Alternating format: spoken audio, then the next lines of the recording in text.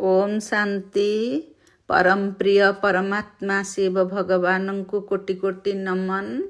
आज 9/8/2025 मसीहा बाबांकर मुरली आमे शुणिले। आज राखी बंधन प्रति आश्रम रे बहुत धूमधाम रे राखी पालन करा जाउछि। भाई भौणी मध्य बहुत आग्रह इच्छा जड़े अन्य को राखी बांधिबा पाई। मु भी आज मोर मधुर आत्मिक भाई मानू संकल्प रे आत्मस्थितिर तिलक लगाई स्नेहर मिठा खुआई स्वर्ग रे रासलीला करिबार एकता सूत्र रे राखी बांधि दउछि। मोर राखी समस्ते खूब आनंद रे ग्रहण करंतु। आज तो बाबा बहुत कथा आमको बुझेइछंती जे प्रकृत रे आमको किए पाठ पढ़ौछंती, केबे सेई पाठ पढ़ौछंती, से पाठ पढ़ा आधार रे आमर प्राप्ति कौन से विषय रे भी जणैछंती। भारत रे काहेकि राखी पर्व पालन होउछि ता विषय रे ता कारण जणैछंती। बाबांकर कर्तव्य प्रति साधारण मनुष्यर संदेह रहुछि। तेणु आज महावाक्य जरिया रे अनेक संदेह मोचन करिबा पाई बाबा जुक्ति बतैछंती, अन्य को बुझेइबा पाई उपाय भी बतैछंती। सेथिपाई आमे बाबा को बहुत बहुत धन्यवाद, कोटि कोटि धन्यवाद देई आज आउ टिके ए विषय रे आलोचना करिबा। ये होची वर्तमान चलीची पुरुषोत्तम संगम युग। ये बहुत कल्याणकारी युग। यही युग रे ही पाठ पढ़ा आधार रे आमे श्रीकृष्णपुरी मालिक हेबा ये विश्वास भरोसा रखी आमे सबुदिन पाठ पढ़ुचे। बाबा माता मानक उपरे ज्ञानर कलश रखिछंती। काहेकि ना तार कारण भी बतई देछंती जे प्रकृत रे ई जो राखी बंधन आमे पर्व पालुचे, ई भारत रे केवल राखी बंधन पर्व पालन करा जाउची। भौणी माने भाई मानक हाथ रे राखी बांधि दियंती। माता माने कौन? भौणी माने भाई मानक हाथ रे राखी बांधुछंती। राखी बांधिबार मूल लक्ष्य है पवित्रतार प्रतिज्ञा देवा। माने भौणी माने भाई मानंकु पवित्र रहिबा पाई शिक्षा दियंती बा प्रतिज्ञा करांती। तमाने आम ये भारत खंड ही पवित्र होब, पवित्र हुए। ये नर्क भारत स्वर्ग रे परिणत हुए पवित्रता बदल रे। तेणु बाबा माता मानक उपरे ज्ञानर कलसी रखि थांती। यही कारणरू पवित्रतार राखी बांधी समस्त को पतितरु पावन करबा पाई बाबा माता मानक उपरे ही ज्ञानर कलसी रखिछंती। आमे एथिरे पूरा कन्फर्म हेले अन्य मानकु भी यार अर्थ ही बुझेई पारिबा। बाबा कहउछंती जदि आमे तांकु केवल मने पकेबा तेबे आमे पवित्र हेबा, पवित्र दुनियार मालिक मध्य हेबा। तेणु सबु बेले एई समयर सदुपयोग करिबा। एई पाठ पढ़ा आधार रे ही आमे कृष्णपुरीर मालिक हेबार सुजोग अछि। तेणु ए समय को ठीक रे विनियोग न कले पुणी से दुख धाम को आसीबा, सुख धामर मजा नहीं पारिबा नाही। तेणु बाबांकर कथा अनुजाई आमे ई पुरुषोत्तम संगम युगरे बाबांकर ज्ञान जानिले अन्य मानंकु ताहाकु जणेई दुनिया रे संगम युगरे सत्य युगर आवाहन करुछे बा ताकु प्रतिष्ठा करिबा पाई चेष्टा करुछे। बाबांकर आज गीत थिला भोलानाथ से निराला कोई और नहीं। प्रकृत रे से ही बिगड़ा को दुनिया को सजाड़ुछंती। कथा से गीत मझिरे अच्छी ना, डम्बर डमडम बोले आगम निगम भेद खोले। माने भगवान ही सृष्टिर आदि मध्य अंतर कथा आमको जणाउछंती, आत्मार कथा कहउछंती। माने जेते सृष्टिर जेते गुह्य रहस्य केवल बाबा को ही जଣା, सीए ही आमको कहउछंती। गीतरे भी तार अर्थ अच्छी। से जादूगर माने कौन? से दुख धाम को सुख धाम रे परिणत करुछंती। नर्क दुनिया को स्वर्ग दुनिया रे ପରିଣତ କରୁଛନ୍ତି। କେମିତି ପରିଣତ କରୁଛନ୍ତି? ସେ ଆମକୁ ପତିତରୁ ପାବନ କରି ସ୍ୱର୍ଗର ରାସ୍ତା ବତେଇ ସ୍ୱର୍ଗ ଦୁନିଆକୁ ନେଉଛନ୍ତି। ଯାଦୁଗର ଯେମିତି ମାନେ କ'ଣକୁ କ'ଣ କରିଦେଇପାରେ, ସେଇଭଳି ପୁରା ସେ ଯାଦୁ କରିଦେଇ ପାରୁଛନ୍ତି। ତେଣୁ ଗୀତ ମାଧ୍ୟମରେ ଆମେ ତାଙ୍କର ମହିମା ଜାଣିଲେ। ସିଏ ହେଉଛନ୍ତି ଦାତା। ତାଙ୍କର କର୍ତ୍ତବ୍ୟ ମହିମା ଜାଣିବାରୁ ଆମେ ଜାଣିଗଲେ ଯେ ସେ ହେଉଛନ୍ତି ଦାତା। ଦାତା ମାନେ ମନେକର ମୁଁ ଗୋଟେ କୋଠା ତିଆରି କରିବାକୁ ଚାହିଁବି, ବାବା କ'ଣ ମୋ ପାଇଁ ଗୋଟେ କୋଠା ତୋଳିଦେବେ ନା କ'ଣ ଦାତା ବୋଲି? ଦାତାର ଅର୍ଥ ହେଲା ସିଏ ଆମକୁ ପୁରା ଗାଡ଼ିଆ ଦେଖେଇ ଦେଉଛନ୍ତି। ମାଛ ଗୋଟିଏ ଆଣିକି ଦେଇଦେବାର କଥା ନାହିଁ। ସିଏ ପୁରା ଆମକୁ କେମିତି ପହଞ୍ଚିଯିବା ପାଇବା ସ୍ଥାନରେ ଆମର ଯାହା ଦରକାର ସେ ସ୍ଥାନରେ ପହଞ୍ଚିବାର ସେ ଉପାୟ ବତାଉଛନ୍ତି। ତେଣୁ ବାବା ହିଁ ପ୍ରକୃତରେ ଦାତା ବରଦାତା। ଲକ୍ଷ୍ମୀନାରାୟଣଙ୍କୁ ଏହି ରାଜ୍ୟ ଭାଗ୍ୟ କିଏ ଦେଇଛି? ଆମେ ଜାଣିଗଲେ ନିଶ୍ଚୟ ବାବା ହିଁ ଦେଇଛନ୍ତି। ବାବା ଦେଇଥିବେ, କାରଣ ସ୍ୱୟଂ ପରମପିତା ହେଉଛନ୍ତି ସୃଷ୍ଟି ରଚୟିତା। ଆମର ଭକ୍ତି ମାର୍ଗରେ କୁହାଯାଏ ତୋ ସୃଷ୍ଟି ତୁ ହିଁ ରକ୍ଷା କର। ତାମାନେ ବର୍ତ୍ତମାନ ତ ସୃଷ୍ଟିର ପରିସ୍ଥିତି ଆମେ ଦେଖୁଛେ, ସଂସାରର ଗୁଣ ବା ଚଳଣି ଦେଖୁଛେ। ପ୍ରତି ସମୟରେ ବିନାଶ ଆଡ଼କୁ ସଂସାର ଚାଲିଛି, ସୃଷ୍ଟି ଚାଲିଛି। ତେଣୁ ବିନାଶ ପୂର୍ବରୁ ବାବା ସ୍ୱୟଂ ଆସି ସ୍ୱର୍ଗ ସ୍ଥାପନ କରୁଛନ୍ତି। ଆମେ ଜାଣିଛେ ଯେ ରାଧାକୃଷ୍ଣ ବାବା ଆମକୁ କହିଦେଇଛନ୍ତି ଯେ ରାଧାକୃଷ୍ଣ ଯିଏ ଲକ୍ଷ୍ମୀନାରାୟଣ ସିଏ। ତାହେଲେ ଆମେ ସିନା ଜାଣିଗଲେ ବାବାଙ୍କ ପାଖରୁ, ପୁଣି ବାହାର ଲୋକଙ୍କୁ ଆମେ ଏଇ କଥାଟାକୁ କେମିତି ବୁଝେଇବା? ରାଧାକୃଷ୍ଣଙ୍କର ତ ଅଲଗା ରୂପ ମୂର୍ତ୍ତି ଦେଖାଯାଉଛି, ଗଠନ ଦେଖାଯାଉଛି, ପୁଣି ଲକ୍ଷ୍ମୀନାରାୟଣଙ୍କର ଅଲଗା ଦେଖେଇ ଦିଆଯାଉଛି। ତାହେଲେ ଆମେ କେମିତି କହିବା? ସେଥିପାଇଁ ବାବା କହିଲେ ଗୋଟିଏ ତ ସ୍ୱର୍ଗ ନା, ଏଇ ଭାରତ ଭୂମି ହିଁ ସ୍ୱର୍ଗ ହେବ। ଗୋଟିଏ ସ୍ୱର୍ଗରେ କ'ଣ ଦୁଇ ଜଣ ଲେଖାଏଁ ମହାରାଜା ମହାରାଣୀ ରହିବେ କି? ନିଶ୍ଚିତ ଭାବରେ ଜଣେ ମହାରାଜା ଜଣେ ମହାରାଣୀ ରହିବେ। ରାଧାକୃଷ୍ଣ ହେଉଛନ୍ତି ସତ୍ୟଯୁଗର ପ୍ରିନ୍ସ, ହେଉଛନ୍ତି କୃଷ୍ଣ, ପ୍ରିନ୍ସେସ୍ ହେଉଛନ୍ତି ରାଧା, ମାନେ ରାଜକୁମାର ରାଜକୁମାରୀ। ସେଇମାନେ ହିଁ ସ୍ୱୟଂବର ପରେ ଲକ୍ଷ୍ମୀନାରାୟଣ ରୂପେ ଏଇଠାରେ ସତ୍ୟଯୁଗରେ ମହାରାଜା ମହାରାଣୀ ହେବେ। ତାର କାରଣ ବାବା ବତେଇ ଦେଲେ। ପୁଣି ଶ୍ରୀକୃଷ୍ଣଙ୍କର ଜନ୍ମାଷ୍ଟମୀ ଏବେ ଆଉ ଅଳ୍ପ ଦିନ ପରେ ଅଛି। ଶ୍ରୀକୃଷ୍ଣଙ୍କ ଜନ୍ମାଷ୍ଟମୀରେ ଆମେ ପ୍ରାୟ ଦେଖୁଛେ ସମସ୍ତେ ରାଧାକୃଷ୍ଣଙ୍କର ଯୁଗଳ ମୂର୍ତ୍ତି ମନ୍ଦିରରେ ଥାଏ। ପୁଣି ଶ୍ରୀକୃଷ୍ଣଙ୍କୁ କେତେ ପ୍ୟାର ସେ ଝୁଲାରେ ଝୁଲାନ୍ତି, ଇଏ ସବୁ କଥା ଆମେ ଦେଖୁଛେ। ସେଥିପାଇଁ ଆମେ ସେତିକି ବେଳେ ଆମେ ବୁଝିବା, ଅନ୍ୟମାନଙ୍କୁ ଏଇ କଥା ଗୁଡ଼ାକ ବୁଝେଇବା ଯେ ଶ୍ରୀକୃଷ୍ଣଙ୍କର ଜନ୍ମାଷ୍ଟମୀ ଅଛି ମାନେ ରାଧାଙ୍କର ବି ଜନ୍ମାଷ୍ଟମୀ ଥିବ। କାହିଁକି ନା ଉଭୟ ତ ସ୍ୱର୍ଗବାସୀ, ତେଣୁ ତାଙ୍କର ବି ପାଳନ କରାଯାଉଛି। କିନ୍ତୁ ଆମେ କ'ଣ, ମୁଖ୍ୟ କଥା ହେଲା ତାଙ୍କୁ ଏ ରାଜ୍ୟ ଦେଲା କିଏ, ସେ କେମିତି ରାଜା ହେଲେ, ରାଜଯୋଗ କିଏ ଶିଖେଇଥିଲେ, କେବେ ଶିଖାଯାଇଥିଲା, ଏଇ କଥାଟା ଉପରେ ଆମେ ଲୋକଙ୍କୁ ବୁଝେଇ ପାରିବା। ସତ୍ୟ ଯୁଗରେ ତ ସମସ୍ତେ ହେଲେ ଉତ୍ତମ ପୁରୁଷ, ସମସ୍ତେ ଦୈବୀ ଗୁଣ ଧାରଣ କରିଥାନ୍ତି, ସେଇମାନେ ହିଁ ଦେବତା। ତାହେଲେ ଏବେ ତ ଆମେ କଳି ଯୁଗରେ ଦେଖୁଛେ ସମସ୍ତେ ଆସୁରୀ ଗୁଣ ଧାରଣ କରି ଆସୁରୀ ସମ୍ପ୍ରଦାୟରେ ରହିଛନ୍ତି ବା ଅସୁର ପରି ଗୁଣ ରଖିଛନ୍ତି। ତାହେଲେ ଏଇ ସତ୍ୟ ଯୁଗକୁ ଏଇଭଳିଆ ମଣିଷ ବା ଦେବତା ଆସିଲେ କୁଆଡ଼ୁ, ତାର କାରଣକୁ ଆମେ ସହଜରେ ବୁଝେଇ ଦେଇପାରିବା ଯେ କଳିଯୁଗ ଅନ୍ତ ଆଉ ସତ୍ୟ ଯୁଗର ପୂର୍ବରେ ଅତ୍ୟବଶ୍ୟର ପୂର୍ବରୁ ଗୋଟିଏ ଯୁଗ ଅଛି ବା କିଛି ସମୟ ଅଛି। ସେଇ ସମୟକୁ ପୁରୁଷୋତ୍ତମ ସଙ୍ଗମ ଯୁଗ କୁହାଯାଏ।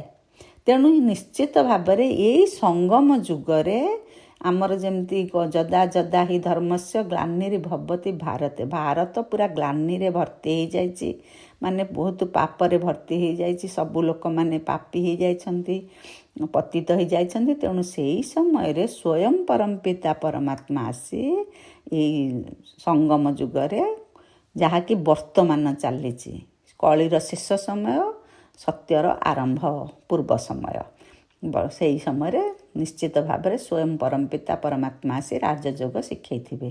କାହିଁକି ନା ପତିତ ଦୁନିଆ ପାବନ ହେଉଛି ଅର୍ଥ ନିଶ୍ଚିତ ପତିତ ପାବନ ହିଁ ଆସି ରାଜଯୋଗ ଶିଖେଇଥିବେ।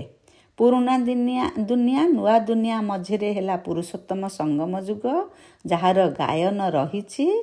ଏଇ ସଙ୍ଗମ ଯୁଗରେ କିନ୍ତୁ କ'ଣ ଧର୍ମ ଅଛି, ଧର୍ମର ନାମ କ'ଣ, ଏକଥା କାହାକୁ ଜଣା ନାହିଁ। ଆମେ ଜାଣିଲେ ସତ୍ୟ ଯୁଗରେ ଆଦି ସନାତନ ଦେବୀ ଦେବତା ଧର୍ମ। ପୁଣି ଏବେ ତ ଜାଣୁଛେ ବହୁତ ପ୍ରକାର ଧର୍ମ ଅଛି, ସେଥିପାଇଁ ତ ଏତେ ବିବାଦ, ଏତେ ଅଶାନ୍ତି। କିନ୍ତୁ ଏଇ ବର୍ତ୍ତମାନ ଯେଉଁ ପୁରୁଷୋତ୍ତମ ସଙ୍ଗମ ଯୁଗ ଚାଲିଛି, ଇଏ ପୁଣି ସମସ୍ତେ ଜାଣିପାରିବେନି। ବାବା ତାର ଅର୍ଥ ବୁଝେଇ ଦେଇଛନ୍ତି। ଆମେ ବ୍ରାହ୍ମଣ ସନ୍ତାନ ମାନେ ବ୍ରହ୍ମା ମୁଖ ବଂଶାବଳୀ, ବ୍ରହ୍ମା କୁମାର ବ୍ରହ୍ମା କୁମାରୀ ମାନେ, ସେମାନଙ୍କ ପାଇଁ ବର୍ତ୍ତମାନ ସଙ୍ଗମ ଯୁଗ ଚାଲିଛି। ସ୍ୱୟଂ ପରମପିତା ପରମାତ୍ମା ଆସି ଜ୍ଞାନ ଦେଉଛନ୍ତି, ରାଜଯୋଗ ଶିଖଉଛନ୍ତି, ପତିତରୁ ପାବନ କରୁଛନ୍ତି। କିନ୍ତୁ ଯେଉଁମାନେ ଭଗବାନଙ୍କୁ ଚିହ୍ନି ନାହାନ୍ତି, ତାଙ୍କ ପାଇଁ ସେଇ କଳି ଦୁନିଆ ରହିଛି ବା ସେଇ କଳି ଯୁଗ ରହିଛି। ହେଲେ ପୁରୁଣା ଦୁନିଆକୁ ବର୍ତ୍ତମାନ ଆମେ ଯାହା ଗାୟନ ଅଛି, ଏଇ ସଙ୍ଗମ ଯୁଗରେ ବର୍ତ୍ତମାନ ବ୍ରାହ୍ମଣ ଧର୍ମ ଚାଲିଛି। ମାନେ ବ୍ରାହ୍ମଣମାନଙ୍କର, ବ୍ରହ୍ମାମୁଖ ବଂଶାବଳୀ ବ୍ରାହ୍ମଣମାନେ ଭଗବାନଙ୍କର କାମରେ ସହଯୋଗ ଦେଇ ସତ୍ୟଯୁଗ ସ୍ଥାପନରେ କର୍ଣ୍ଣଧାର ହେଇଛନ୍ତି। କିନ୍ତୁ ସତ୍ୟଯୁଗରେ ହେଲା ଆଦି ସନାତନ ଦେବୀ ଦେବତା ଧର୍ମ ବା ପରମପିତା ପରମାତ୍ମା ହିଁ ରାଜଯୋଗ ଶିଖାଉଛନ୍ତି। ଆମେ କେମିତି ବିଶ୍ୱାସ କରିବା ଯେ ଲକ୍ଷ୍ମୀ ନାରାୟଣଙ୍କୁ ବା ସତ୍ୟଯୁଗୀ ସମସ୍ତ ଆତ୍ମାମାନଙ୍କୁ ପରମପିତା ପରମାତ୍ମା ଏଇ ସଙ୍ଗମ ଯୁଗରେ ହିଁ ରାଜଯୋଗ ଶିଖେଇଛନ୍ତି? ଏଇ କଥାଟା ଆମେ କେମିତି ବିଶ୍ୱାସ କରିବା? ଆମେ ଜାଣିଗଲେ ଯେ ପତିତ ଲୋକ ପାବନ ଦୁନିଆରେ ରହିପାରିବେ ନାହିଁ। ତାପରେ ପୁରୁଷାର୍ଥ କଲେ ହିଁ ପ୍ରାରବ୍ଧ ମିଳେ। ତେଣୁ ନିଶ୍ଚିତ ଭାବରେ ଇଏ ତ ଆତ୍ମା 84 ଜନ୍ମ ନିଏ। ତେଣୁ ଲକ୍ଷ୍ମୀ ନାରାୟଣଙ୍କର ଶେଷ ଅନ୍ତିମ ଜନ୍ମ, ନିଶ୍ଚିତ ଭାବରେ ବହୁତ ଜନ୍ମର ଅନ୍ତିମ ଜନ୍ମରେ ହିଁ ସେମାନେ ପରମପିତା ପରମାତ୍ମାଙ୍କ ଦ୍ୱାରା ରାଜଯୋଗ ଶିକ୍ଷା ପାଇ ଜ୍ଞାନ ଗୁଣରେ ଭରପୁର ହୋଇ ଆତ୍ମା ପତିତରୁ ପାବନ ହୋଇ ବା ପବିତ୍ର ହୋଇ ହିଁ ସେଇମାନେ ସତ୍ୟଯୁଗରେ ଜନ୍ମ ନେଇଛନ୍ତି। ତେଣୁ ପତିତ ଜନଙ୍କର ସନ୍ଦେହ ମୋଚନ କରିବା ପାଇଁ ବାବା ଇଏ ସବୁ ଗୂଢ଼ ରହସ୍ୟ ବୁଝେଇଛନ୍ତି। ଶ୍ରୀକୃଷ୍ଣଙ୍କ ଆତ୍ମା ହିଁ ବହୁତ ଜନ୍ମର ଅନ୍ତିମ ଜନ୍ମରେ ପୁଣି ଏଇ ବ୍ରହ୍ମା ହେଉଛନ୍ତି। ଯେମିତି ସଂସାରରେ ଧର କାହାକୁ ଜଣେକୁ କିଏ ଗୋଟେ ଆଡପ୍ଟ କଲା ପୁତ୍ର ହିସାବରେ, ପୋଷ୍ୟ ପୁତ୍ରର ନାମ ସେ ଯିଏ ପୋଷ୍ୟ ପୁତ୍ର କରନ୍ତି ସେଇ ପିତା ହିଁ ତାଙ୍କର ପସନ୍ଦ ଅନୁଯାୟୀ ତାଙ୍କର ନାମ ଦିଅନ୍ତି। ସେମିତି ଶ୍ରୀକୃଷ୍ଣଙ୍କ ଆତ୍ମାଙ୍କର ଶେଷ ଜନ୍ମରେ ସିଏ ହେଲେ ଦାଦା ଲେଖରାଜ। ତାଙ୍କୁ ସ୍ୱୟଂ ପରମପିତା ପରମାତ୍ମା ଆଡପ୍ଟ କଲେ ବା ପୋଷ୍ୟ ସନ୍ତାନ ଭାବେ ଗ୍ରହଣ କଲେ। କାହିଁକି ପୋଷ୍ୟ ସନ୍ତାନ ବୋଲି ବାବା କହୁଛନ୍ତି? ବାବାଙ୍କର ତ ଆମେ ସମସ୍ତେ ଆତ୍ମିକ ସନ୍ତାନ। ଆମେ ଯେତେ ଆତ୍ମିକ ସନ୍ତାନ ହେଲେ ମଧ୍ୟ ବାବା କ୍ଲିଅର କରିକି କହିଦେଉଛନ୍ତି ଯେ ତାଙ୍କୁ ଯିଏ ପିତା ବୋଲି ଗ୍ରହଣ ନ କଲା ସେ କେମିତି ତାଙ୍କର ସନ୍ତାନ ହେବେ? ଯଦି ଆମେ ମୁଁ ପିତାଙ୍କୁ କହିବିନି ଯେ ଆପଣ ମୋର ପିତା ଜାଣିଛନ୍ତି, କିନ୍ତୁ ଯେହେତୁ ମୁଁ ନିଜେ ତାଙ୍କୁ ଆଡପ୍ଟ କରିପାରୁନି, ତାଙ୍କୁ ଗ୍ରହଣ କରିପାରୁନି, ତେଣୁ ମୁଁ କେବେ ହେଲେ ପୁତ୍ରର ଅଧିକାର ପାଇପାରୁନି। ସେହିଭଳି ବାବା ପୋଷ୍ୟପୁତ୍ର ଭାବେ ସ୍ୱୟଂ ପରମପିତା ପରମାତ୍ମା ବ୍ରହ୍ମା ବାବାଙ୍କ ବା ଦାଦା ଲେଖରାଜଙ୍କ ଶରୀରକୁ ରଥ ରୂପେ ବ୍ୟବହାର କରି, ଯେହେତୁ ସିଏ ନିରାକାର, ତାଙ୍କରି ଶରୀରରେ ପ୍ରବେଶ କରି ଏ ସତ୍ୟଯୁଗ ସ୍ଥାପନ କରାଉଛନ୍ତି। ତେଣୁ ତାଙ୍କୁ ସେ ଆଡପ୍ଟ କଲେ, ତାଙ୍କର ନିଜ ମନ ପସନ୍ଦରେ ନାମ ଦେଲେ ପ୍ରଜାପିତା ବ୍ରହ୍ମା। ଯଦି ଈଶ୍ୱର ସୃଷ୍ଟି ରଚନା କରିଛନ୍ତି, ଆମେ କହୁଛେ ଈଶ୍ୱର ସୃଷ୍ଟି ରଚନା କରିଛନ୍ତି, ତେବେ ବ୍ରହ୍ମା ବିଷ୍ଣୁ ଶଙ୍କର କେଉଁଠୁ ଆସିଲେ? ତାହାର ବି ଅର୍ଥ ବାବା ବୁଝେଇ ଦେଉଛନ୍ତି। ଯେମିତି ବ୍ରହ୍ମା ବିଷ୍ଣୁ ଶଙ୍କର ଛୁ ମନ୍ତର କରିଦେଲେ ସେ ପଳେଇ ଆସିବେନି। କାହିଁକି ନା ସିଏ ତ ହେଉଛନ୍ତି ବ୍ରହ୍ମା। କୁଆଡ଼ୁ ଆସିଲେ? ବ୍ରହ୍ମା ହେଉଛନ୍ତି ନିଶ୍ଚିତ ଭାବରେ ଏଇ କଳି ଯୁଗରେ ଜଣେ ମଣିଷ, ଆମରି ପରି ମଣିଷ, ଯିଏ ଶ୍ରୀକୃଷ୍ଣଙ୍କର ଶେଷ ଜନ୍ମର ଆତ୍ମା, ସେଇ ହିଁ ଲକ୍ଷ୍ମୀନାରାୟଣ ହେବେ। ତାଙ୍କୁ ବାବା ନିଜର ରଥ କରିଲେ, ସିଏ ହେଲେ ବ୍ରହ୍ମା। ସେମିତି ବ୍ରହ୍ମା ସରସ୍ୱତୀ ହେଉଛନ୍ତି ସତ୍ୟଯୁଗର ଲକ୍ଷ୍ମୀନାରାୟଣ ବାବା କହିଲେ। ପୁଣି ଏଇ ଜନ୍ମ ନେଇ ମାନେ ଶ୍ରୀକୃଷ୍ଣ ଗୀତା ଜ୍ଞାନ ଦେଇଛନ୍ତି ବୋଲି କହନ୍ତି। ଶ୍ରୀକୃଷ୍ଣ ଗୀତା ଜ୍ଞାନ ଦେଇଛନ୍ତି ବୋଲି କହୁଛନ୍ତି, କିନ୍ତୁ ବାବା କହୁଛନ୍ତି ଶ୍ରୀକୃଷ୍ଣ ଛୋଟ ପିଲା, ସିଏ ସତ୍ୟଯୁଗର ପ୍ରିନ୍ସ, ସିଏ କେମିତି ଗୀତା ଜ୍ଞାନ ଦେବେ? ସାଧାରଣତଃ ଦୁନିଆରେ କହନ୍ତି ଯେ ଶ୍ରୀକୃଷ୍ଣ ଗୀତା ଜ୍ଞାନ ଦେଇଛନ୍ତି ଅର୍ଜୁନଙ୍କୁ। ଅର୍ଜୁନ ଗୀତା ଜ୍ଞାନ ଶୁଣି ଯୁଦ୍ଧକ୍ଷେତ୍ରରେ ପ୍ରବେଶ କଲେ, କିନ୍ତୁ ବାବା କହୁଛନ୍ତି ଅର୍ଜୁନ ହେଉଛନ୍ତି ବ୍ରହ୍ମା ବାବା। ବ୍ରହ୍ମା ବାବାଙ୍କର ନାଁ ତ କୁଆଡ଼େ ଉଡ଼ିଯାଇଛି। ଅର୍ଜୁନ ପ୍ରକୃତରେ ମାନେ ବ୍ରହ୍ମା ବାବାଙ୍କୁ ପ୍ରକୃତରେ ଶ୍ରୀକୃଷ୍ଣ ନୁହନ୍ତି, ସ୍ୱୟଂ ପରମ ପିତା ପରମାତ୍ମା ଶିବ ଭଗବାନ ରାଜଯୋଗ ଶିଖେଇଛନ୍ତି। କାହିଁକି ନା ବ୍ରହ୍ମା ବାବାଙ୍କୁ ଶିଖେଇଛନ୍ତି ରାଜଯୋଗ, ଅର୍ଜୁନଙ୍କୁ ଶିଖେଇ ନାହାନ୍ତି ବୋଲି ଆମେ କହିଲେ। କାରଣ ଶ୍ରୀକୃଷ୍ଣ ହେଉଛନ୍ତି ଦେହଧାରୀ। ଦେହଧାରୀ ସିଏ ନିଜେ ପତିତରୁ ପାବନ ହୁଅନ୍ତି, ପାବନରୁ ପତିତ ହୁଅନ୍ତି, ଜନ୍ମ ମୃତ୍ୟୁ ଚକ୍ରରେ ଆସନ୍ତି। ତେଣୁ ଯିଏ ସଦା ପବିତ୍ର, ସଦା ପାବନ, ସଦା ବିଶ୍ୱ କଲ୍ୟାଣକାରୀ, ସେ ହିଁ ରାଜଯୋଗ ଶିଖେଇ ପାରିବେ। ବ୍ରହ୍ମାଙ୍କର ଜୀବନ ଚରିତ୍ର ଦରକାର ନା, କାହିଁକି ନା ସିଏ ଅନୁଭବୀ ଆତ୍ମା ନହେଲେ, ସିଏ ପତିତ ନ ହେଇଥିଲେ, ପତିତ ଦୁନିଆକୁ ସଜାଡ଼ିବା ପାଇଁ ଗୋଟିଏ ନିହାତି ଆବଶ୍ୟକ ରହିଛି ଗୋଟେ ଚରିତ୍ରର। ତେଣୁ ବ୍ରହ୍ମାଙ୍କର ଜୀବନ ଚରିତ୍ର ବା ସିଏ ଜଣେ ମଣିଷ, ସେ ଦେବତା ନୁହନ୍ତି। ବାବା ବର୍ଣ୍ଣନା କରିକି କହିଦେଇଛନ୍ତି। ବ୍ରହ୍ମା ଏବଂ ବ୍ରାହ୍ମଣଙ୍କର ବର୍ଣ୍ଣନା କେଉଁଠାରେ ନାହିଁ, ଏଇ କଥା ବାବା ବସି ବୁଝାଉଛନ୍ତି। ବ୍ରହ୍ମା ଆଉ ବ୍ରାହ୍ମଣ, ସେ ମାନେ ବ୍ରହ୍ମା କୁମାର ବ୍ରହ୍ମା କୁମାରୀ ଯେଉଁ ସବୁ ବର୍ତ୍ତମାନ ସଙ୍ଗମ ଯୁଗରେ ଚାଲିଛି, ଏ କଥାର ବର୍ଣ୍ଣନା କୌଣସି ଶାସ୍ତ୍ର ପୁରାଣରେ ନାହିଁ।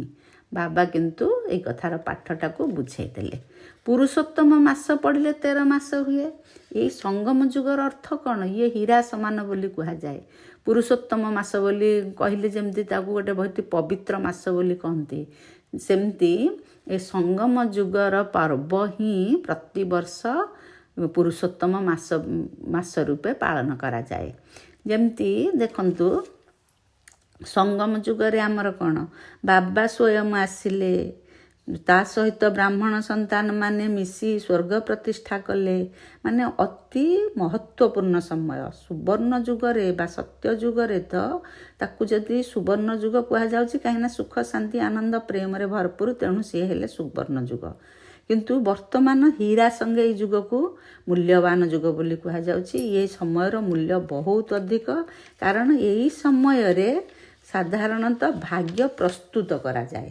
ପୁରୁଷାର୍ଥ କଲେ ହିଁ ତାର ଭୋଗଟା ବା ପ୍ରାରବ୍ଧଟା ସତ୍ୟ ଯୁଗରେ ମିଳେ।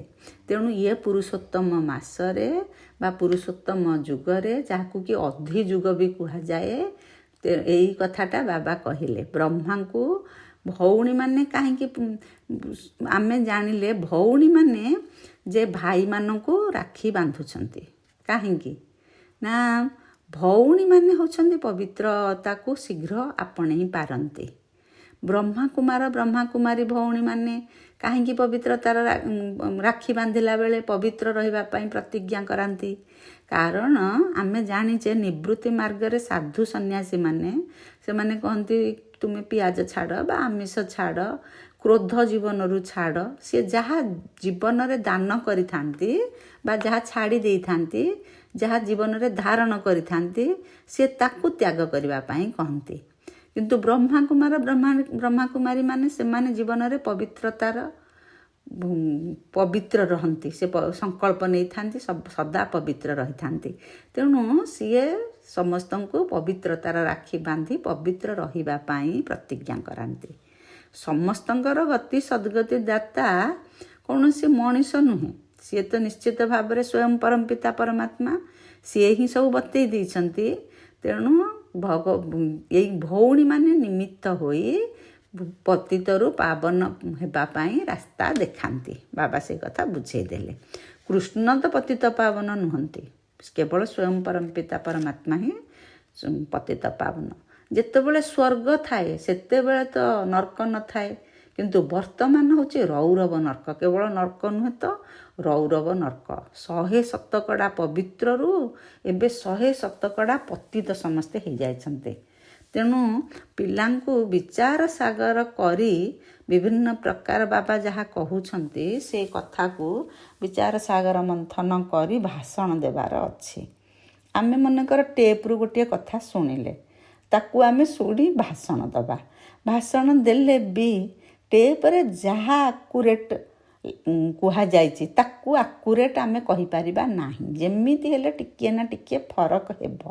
କିନ୍ତୁ ବାବା ଆମକୁ ଯାହା ଶୁଣାଉଛନ୍ତି ସେ ପୂର୍ବ କାଳରେ ଠିକ୍ ଏଇଭଳି ଶୁଣାଇଥିଲେ, ପୁରା ଅକ୍ଷରକୁ ଅକ୍ଷର ସମାନ। ଏହା କାରଣ ଇଏ ନାଟକ ହେଉଛି ପୂର୍ବ ପ୍ରସ୍ତୁତ। ଏ ନାଟକ ଦିନକର ନୁହେଁ, ଯାହା ହେଇଛି ତାହା ହିଁ ହେଉଛି।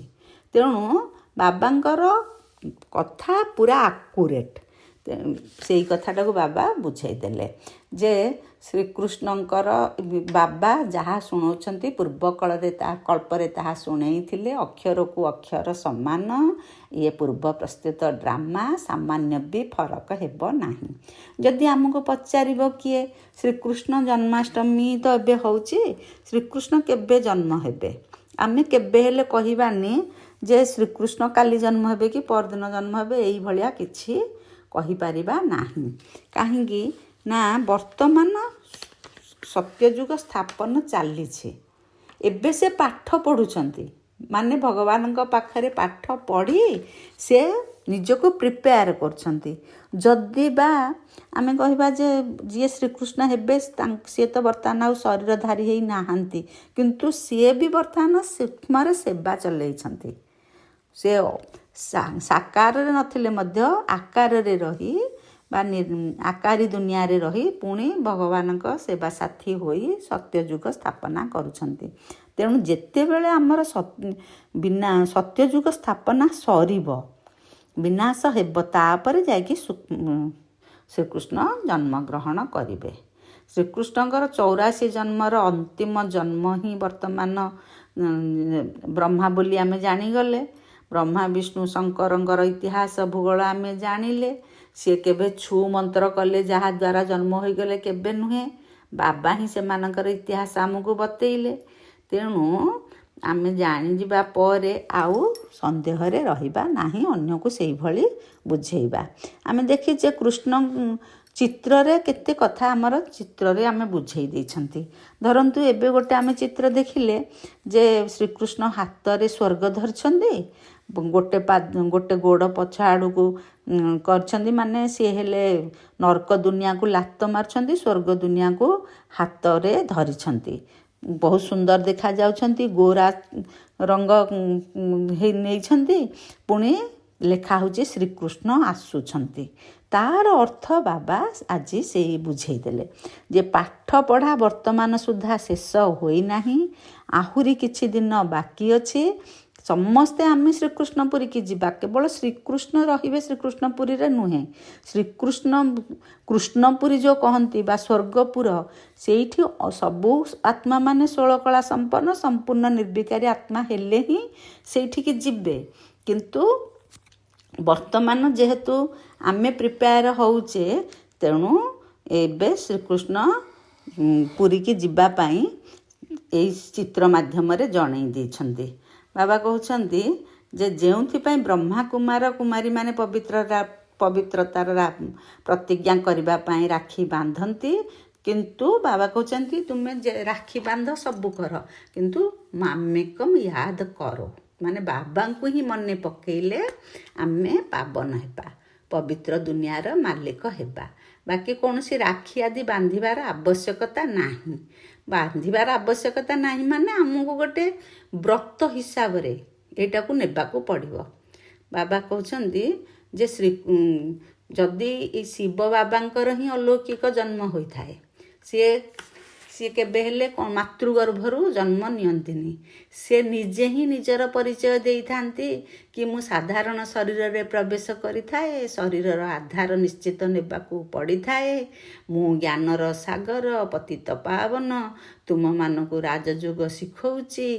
ବାବା ନିଜେ ନିଜର ବିଷୟରେ କହନ୍ତି। ବାବା ହିଁ ସ୍ୱର୍ଗର ରଚୟିତା ଅଟନ୍ତି ଏବଂ ନର୍କର ବିନାଶ କରାଇଥାନ୍ତି। ସେଥିପାଇଁ ଆମେ ସେଇ ବିଷୟକୁ ଠିକ୍ ଭାବରେ ବୁଝିଲେ ସେଇ ଅନୁଯାୟୀ ଅନ୍ୟମାନଙ୍କୁ ବୁଝେଇବା। ବାବା ଆଜି କହିଲେ ଯେ ଶିବ ବାବା ବିଷ୍ଣୁପୁରୀର ରାଜ୍ୟ ଦେବା ପାଇଁ ବ୍ରହ୍ମାଙ୍କ ଦ୍ୱାରା ଆମ ଆତ୍ମାମାନଙ୍କୁ ପଢ଼ାଉଛନ୍ତି।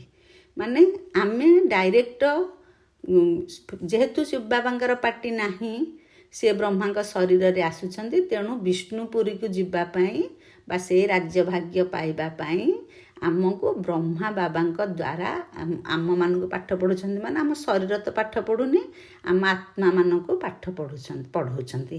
ଆମେ ପ୍ରଜାପିତା ବ୍ରହ୍ମାଙ୍କର ସନ୍ତାନ ବ୍ରାହ୍ମଣ ବ୍ରାହ୍ମଣୀ ଅଟୁ।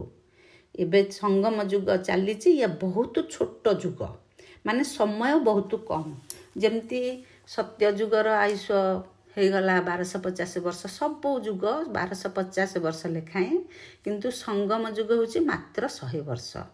ଯେମିତି ବ୍ରାହ୍ମଣର ଚୁଟି, ଏ ଯେଉଁ ଶୀର୍ଷ ସ୍ଥାନ ମାନେ ମୁଣ୍ଡରେ ଯେଉଁ ଚୁଟି ଥାଏ ସେ ସବୁଠାରୁ ଛୋଟ, କିନ୍ତୁ ସବୁଠୁ ଉର୍ଦ୍ଧ୍ୱରେ ସେ ରହିଲା। ସେଇଭଳି ଚୁଟିଠାରୁ ମୁଖ ହେଲା ବଡ଼, ତାଠାରୁ ବଡ଼ ହେଲା ହାତ, ତାଠାରୁ ବଡ଼ ପେଟ, ପୁଣି ତାଠାରୁ ବଡ଼ ଗୋଡ଼, ଏମିତି ବିରାଟ ରୂପ ଦେଖାନ୍ତି। କିନ୍ତୁ ତାର ଅର୍ଥ ହେଲା ଯେ ଏ ଯେଉଁ ବ୍ରାହ୍ମଣ ବର୍ତ୍ତମାନ ସଙ୍ଗମ ଯୁଗୀ ବ୍ରାହ୍ମଣ କମ୍ ଅଛନ୍ତି। ସେ ତାପରେ ସତ୍ୟ ଯୁଗକୁ ସବୁତକ ବ୍ରାହ୍ମଣ ଦେବୀ ଦେବତା ହେବେ। ତାପରେ ଆସ୍ତେ ଆସ୍ତେ ଜନସଂଖ୍ୟା ବୃଦ୍ଧି ହେବ, ସତ୍ୟରୁ ତ୍ରେତୟାକୁ ଆଉ ଜନସଂଖ୍ୟା ବୃଦ୍ଧି ହେବ। ପୁଣି ଯେମିତି ବ୍ରାହ୍ମଣ ଦେବତା, କ୍ଷତ୍ରିୟ ପରେ ବୈଶ୍ୟ, ବୈଶ୍ୟ ପରେ ଶୂଦ୍ର, ସବୁ ଯୁଗ ଅନୁଯାୟୀ ମଣିଷର ବୁଦ୍ଧିକୁ ବା ତାଙ୍କର ଗୁଣ ବ୍ୟବହାରକୁ ନେଇ ସେମିତିରୁ ଜାତିରେ ପ୍ରକାଶ କରାହେଇଯାଇଛି। ସେଇ କଥା ବାବା ଆଜି ବୁଝେଇ ଦେଲେ ଯେ ବ୍ରାହ୍ମଣ ଯୁଗଟା ସବୁଠାରୁ ଛୋଟ ଆଉ କମ, ଜନସଂଖ୍ୟା ବି କମ୍। ତେଣୁ ଆମେ ଯେମିତି ବର୍ତ୍ତମାନ ଜନ୍ମାଷ୍ଟମୀ କରୁଛେ, ସେମିତି ପିଲାମାନଙ୍କୁ ଏଇ 84 ଜନ୍ମର ଚକ୍ର ବୁଝାଇବାକୁ ହେବ। ଶିବ ଜୟନ୍ତୀ ପରେ କୃଷ୍ଣ ଜୟନ୍ତୀ ଆସିଥାଏ, ଏଇ କଥାଟା ଆମେ ବୁଝେଇବା ଯେ 84 ଜନ୍ମର ଚକ୍ରର ରହସ୍ୟ ତ ଆମେ ବୁଝିଗଲେ। ତାପରେ ଶିବ ଜୟନ୍ତୀ ପଡ଼ିବ, ଶିବ ଜୟନ୍ତୀ ପରେ କୃଷ୍ଣ ଜୟନ୍ତୀ ଆସିବ।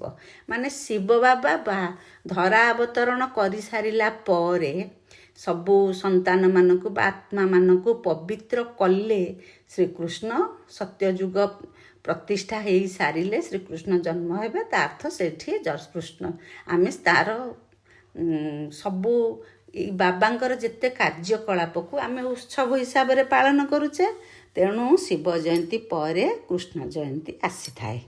ଏଇ କଥାକୁ ବାବା ଆମକୁ ବୁଝେଇଲେ।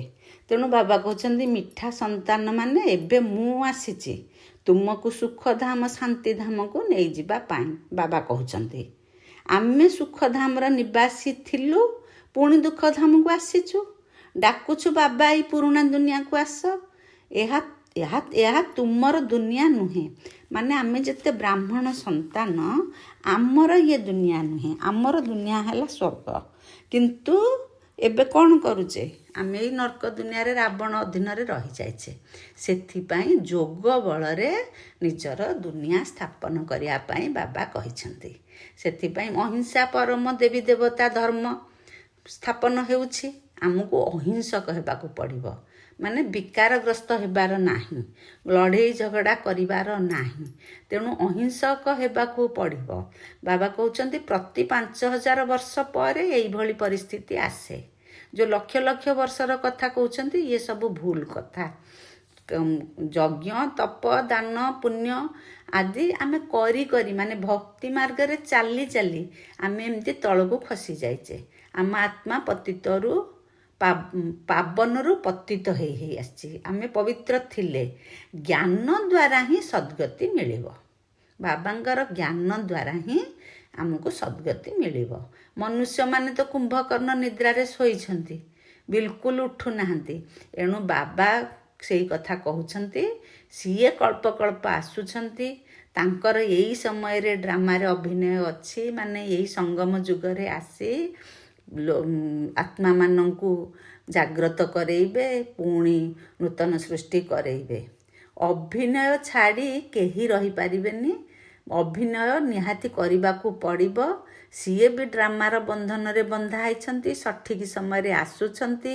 ଡ୍ରାମାର ଯୋଜନା ଅନୁସାରେ ସେ ପିଲାମାନଙ୍କୁ ପୁନର୍ବାର ଘରକୁ ନେଇକି ଯିବେ। ସେଥିପାଇଁ କହୁଛନ୍ତି ଏବେ ଆମେ ସମସ୍ତେ ମନ୍ମନା ଭବ ହେବା। ମାନେ ୟାର ଅର୍ଥ ତ କେହି ଜାଣିନାହାନ୍ତି। ବାବା କହୁଛନ୍ତି ଦେହର ସର୍ବ ସମ୍ବନ୍ଧକୁ ଛାଡ଼ି ତାଙ୍କୁ ମନେ ପକାଇବା, ତେବେ ଯାଇ ଆମେ ପବିତ୍ର ହେବା। କିନ୍ତୁ ଇଏ ଟିକେ ପରିଶ୍ରମର କଥା। ବାବାଙ୍କୁ ମନେ ପକାଇବାଟା ଗୋଟେ ପରିଶ୍ରମର କଥା। କିନ୍ତୁ ଆମକୁ ପରିଶ୍ରମ ଲାଗିବନି ଯଦି ତାଙ୍କ ପ୍ରତି ଆମର ସ୍ନେହ ରହିବ। ଏଇ ଈଶ୍ୱରୀୟ ବିଶ୍ୱବିଦ୍ୟାଳୟ ସମଗ୍ର ବିଶ୍ୱକୁ ସଦ୍ଗତି ଦେବା ପାଇଁ ଅଛି। କିଏ? ଏଇ ଈଶ୍ୱରୀୟ ବିଶ୍ୱବିଦ୍ୟାଳୟ ମାଧ୍ୟମରେ ଆମେ ସଦ୍ଗତି ପାଇବା। ଅନ୍ୟ କୌଣସି, ଯଦି ଆମେ ବାବାଙ୍କୁ ବିଶ୍ୱାସ କରୁଛେ ତାହେଲେ ଯାଇ ଆମେ ସଦ୍ଗତି ପାଇବା। ଈଶ୍ୱର ପିତା ସ୍ୱୟଂ ଆସି ସମଗ୍ର ବିଶ୍ୱକୁ ପରିବର୍ତ୍ତନ କରୁଛନ୍ତି, ନର୍କକୁ ସ୍ୱର୍ଗରେ ପରିବର୍ତ୍ତନ କରୁଛନ୍ତି, ଯାହା ଉପରେ ଆମେ ରାଜତ୍ୱ କରିବା। ତେଣୁ ଶିବଙ୍କୁ ବି ବବୁଲନାଥ କୁହାଯାଏ, କାହିଁକି ନା ସେ ଆମକୁ ବିକାରରୁ ମୁକ୍ତ କରି ପବିତ୍ର କରୁଛନ୍ତି। ତେଣୁ ଆମେ ଶାନ୍ତିରେ ବାବାଙ୍କୁ ବସି ଏଇଠି ମନେ ପକାଇବା। କୁଆଡ଼େ କଷ୍ଟ କରି କୌଣସି ମନ୍ଦିର ତୀର୍ଥ ଯିବା ଆବଶ୍ୟକ ନାହିଁ। ସନ୍ନ୍ୟାସୀମାନେ ଅନେକ ପ୍ରକାର ହଠ ଯୋଗ କରୁଛନ୍ତି, ସେମାନଙ୍କର ନିବୃତ୍ତି ମାର୍ଗ। ସବୁ କଥାରୁ ସେ ଅଲଗା ହେଇକି ରହୁଛନ୍ତି। ସେମାନେ ବ୍ରହ୍ମଙ୍କୁ ମାନନ୍ତି। ବ୍ରହ୍ମଯୋଗୀ ତତ୍ତ୍ୱଯୋଗୀ ଅଟନ୍ତି। ବ୍ରହ୍ମ ତ ହେଲା ଆତ୍ମାମାନଙ୍କର ରହିବାର ସ୍ଥାନ, ଯାହାକୁ ବ୍ରହ୍ମାଣ୍ଡ ବୋଲି କୁହାଯାଉଛି। ସେମାନେ କିନ୍ତୁ ବ୍ରହ୍ମକୁ ଭଗବାନ ବୋଲି ମାନୁଛନ୍ତି। ସେମାନେ କହୁଛନ୍ତି ଯେ ବ୍ରହ୍ମରେ ଲୀନ ହୋଇଯିବେ, ଅର୍ଥାତ୍ ଆତ୍ମାକୁ ବିନାଶୀ ବୋଲି ସେମାନେ ଭାବୁନାହାନ୍ତି। ଲୀନ ହେଇଯିବା କ'ଣ? ସେମାନେ ଅବିନାଶୀ ବୋଲି ଭାବୁନାହାନ୍ତି, ବିନାଶୀ ବୋଲି ସିଦ୍ଧ କରୁଛନ୍ତି। ଲୀନ ହେଇଯିବା ଅର୍ଥ କ'ଣ? ଆତ୍ମା ବିନାଶୀ, ଲୀନ ହେଇଗଲା, କିନ୍ତୁ ଆତ୍ମା ହେଉଛି ଅବିନାଶୀ। ଭଗବାନ ସେଇ କଥା ବୁଝାଉଛନ୍ତି। ବ୍ରହ୍ମରେ ଲୀନ ହେଇଯିବା ଅର୍ଥ ଆତ୍ମାକୁ ବିନାଶୀ ବୋଲି ସିଦ୍ଧ କରୁଛନ୍ତି ଆମର ସାଧୁ ସନ୍ଥମାନେ। ବାବା ସେଥିପାଇଁ କହୁଛନ୍ତି ସେସବୁ ଭୁଲ କଥା। ବାବା ଠିକ୍ କଥା କହୁଛନ୍ତି। ସିଏ ହିଁ ସଦ୍ଗତି ଦାତା। ସିଏ ହେଲେ ହୀରା ସମାନ, ଆମକୁ ସୁବର୍ଣ୍ଣ ଯୁଗକୁ ନେଇଯାଉଛନ୍ତି। ଆମର ଏଇ ହୀରା ପରି ଜନ୍ମ ଅଟେ। ଏବେ ଆମେ ସୁବର୍ଣ୍ଣ ଯୁଗରେ ଆସିବା। ଇଏ ହୀରା ତୁଲ୍ୟ ଜୀବନ। ଏଇ ଅବସ୍ଥାରେ, ଏଇ ସଙ୍ଗମ ଯୁଗରେ ହିଁ ଆମେ ନିଜକୁ କମଳ ପୁଷ୍ପ ସମାନ ପବିତ୍ର ହୀରା ତୁଲ୍ୟ ଜୀବନ କରୁଛେ। ଏଇ ଜ୍ଞାନ ମାର୍ଗରେ ବାବା ଆସି ଆମକୁ ପଢ଼ଉଛନ୍ତି, ଯାହାଦ୍ୱାରା ଆମେ ଦେବତା ହେଉଛେ। କିନ୍ତୁ ଯେତେବେଳେ ସତ୍ୟ ଯୁଗକୁ ଚାଲିଯିବା ବା ପରବର୍ତ୍ତୀ ଜନ୍ମରେ ସତ୍ୟ ଯୁଗରେ ଇଏ ଜ୍ଞାନ ପ୍ରାୟ ଲୋପ ହୋଇଯିବ। ଏପରିକି ଲକ୍ଷ୍ମୀ ନାରାୟଣଙ୍କୁ ମଧ୍ୟ ରଚୟିତା କିଏ, ରଚନା କିଏ, ଏ ଜ୍ଞାନ ବି ଲକ୍ଷ୍ମୀ ନାରାୟଣଙ୍କର ବି ରହିବ ନାହିଁ, ମନେ ରହିବ ନାହିଁ। କେତେ ସୁନ୍ଦର ଭାବରେ ସବୁ ବାବା ବୁଝେଇ ଦେଉଛନ୍ତି, ଯାହାକି ଅନ୍ୟମାନଙ୍କ ଆଗରେ ଆମେ ଖୁବ୍ ସହଜରେ ବାବାଙ୍କର କର୍ତ୍ତବ୍ୟ ଆଉ ମହିମା କହିପାରିବା। ସେଥିପାଇଁ ବାବା ତ ଏତେ କଥା ବୁଝେଇ ଦେଲା ପରେ ସବୁବେଳେ ଆମେ କ'ଣ ଜୀବନରେ ଧାରଣ କରିବା, ଆଜି ଏଇ ଶିକ୍ଷାରୁ ବା ଏଇ ମହାବାକ୍ୟରୁ କ'ଣ କ'ଣ ଗୁରୁତ୍ୱପୂର୍ଣ୍ଣ କଥା ଆଜି ଆମେ ଧାରଣ କରିବା, ସେ ବିଷୟରେ ବାବା ଜଣେଇ ଦେଲେ। ଯେ ଏଇ ପୁରୁଣା ଦୁନିଆରେ ରହି ଡବଲ ଅହିଂସକ ହୋଇ, ଡବଲ ଅହିଂସକ ଅର୍ଥ କ'ଣ? ଗୋଟିଏ ହେଉଛି କାମ ବିକାର, ଗୋଟେ ହିଂସା। ଆଉ ତ ଆମେ କଳି ଝଗଡ଼ା, କାହାକୁ ଦୁଃଖ ଦେବା, ଇଏ ସବୁ ପ୍ରକାର ହେଲା ହିଂସା। ତେଣୁ ଡବଲ ଅହିଂସକ ହେବା ମାନେ ସବୁକୁ ଆମେ ତ୍ୟାଗ କରିବା। ଡବଲ ଅହିଂସକ ହୋଇ ଯୋଗ ବଳ ଆଧାରରେ ନିଜର ନୂଆ ଦୁନିଆ ସ୍ଥାପନ କରିବା, ନିଜର ଜୀବନକୁ ହୀରା ସମାନ ମୂଲ୍ୟବାନ କରିବା। ବାବା ଯାହା ଶୁଣାଉଛନ୍ତି ତା ଉପରେ ବିଚାର ସାଗର ମନ୍ଥନ କରି ଅନ୍ୟମାନଙ୍କୁ ଶୁଣାଇବା।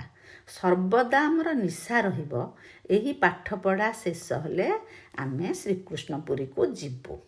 ବାବା ଆଜି ବରଦାନ ଦେଇଛନ୍ତି, ଅପବିତ୍ରତାର ଚିହ୍ନ ବର୍ଣ୍ଣକୁ ମଧ୍ୟ ସମାପ୍ତ କରି ହିଜ୍ ହୋଲିନେସ୍ ଅର୍ଥାତ୍ ପବିତ୍ର ଆତ୍ମାର ଉପାଧି ପ୍ରାପ୍ତ କରିବା। ଯାହା ଆମେ ସବୁ ହୋଲି ହଂସ ହେବା। ଯେପରି ହଂସ କେବେ ହେଲେ ଗୋଡ଼ି ପଥର ଗ୍ରହଣ କରେନି, ରତ୍ନକୁ ସବୁବେଳେ ସେ ବାଛିକି ଗ୍ରହଣ କରେ। ସେହିପରି ଆମେ ସବୁ ହୋଲି ହଂସ ପିଲାମାନେ କାହାର ଅବଗୁଣ ଅର୍ଥାତ୍ ଗୋଡ଼ି ପଥରକୁ ଧାରଣ କରିବାନି। ସେମାନେ ବ୍ୟର୍ଥ ଏବଂ ସମର୍ଥକୁ ଅଲଗା କରି ବ୍ୟର୍ଥକୁ ଛାଡ଼ି ଦେଇଥାନ୍ତି। ମାନେ ଆମେ ସମସ୍ତେ ପିଲାମାନେ ବ୍ୟର୍ଥ ଓ ସମର୍ଥକୁ ଅଲଗା କରିକି ବ୍ୟର୍ଥକୁ ଛାଡ଼ିଦେବା, ସମର୍ଥକୁ ଗ୍ରହଣ କରିବା।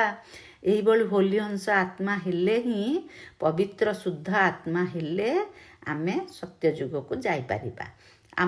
ଆମର ଆଚାର ବ୍ୟବହାର ଆହାର ସବୁକିଛି ଶୁଦ୍ଧ ହେବ। ଯେତେବେଳେ ଅଶୁଦ୍ଧ ଅର୍ଥାତ୍ ଅପବିତ୍ରତାର ଚିହ୍ନ ବର୍ଣ୍ଣ ସମାପ୍ତ ହୋଇଯିବ, ତେବେ ଯାଇ ଭବିଷ୍ୟତରେ ହିଜ୍ ହୋଲିନେସ୍ର ଉପାଧି ପ୍ରାପ୍ତ ହେବ।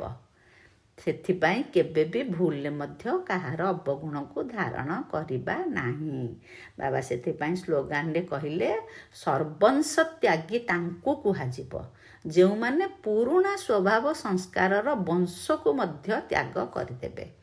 ଆମେ ଜାଣିଛେ ପୁରା ମୁଖ୍ୟ ହିସାବରେ 5ଟା ବିକାର କୁହାଗଲା, କାମ, କ୍ରୋଧ, ଲୋଭ, ମୋହ, ଅହଙ୍କାର ଆମେ ଜାଣିଲେ। କିନ୍ତୁ ସମସ୍ତଙ୍କର ଅଂଶ ବଂଶ ବହୁତ ଅଛନ୍ତି।